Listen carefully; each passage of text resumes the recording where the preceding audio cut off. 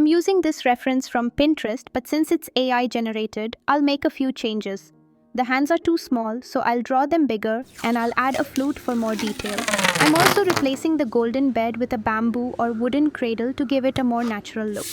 Hi guys, welcome back. Some of my viewers had been requesting me to draw Krishna for a long time, so today I'm finally bringing you a tutorial video on it. This is part 1, the sketching process. Part 2 with coloring is coming soon, so stay tuned. From the right side of the circle's center point, draw a tilted guideline. This will help place the facial features.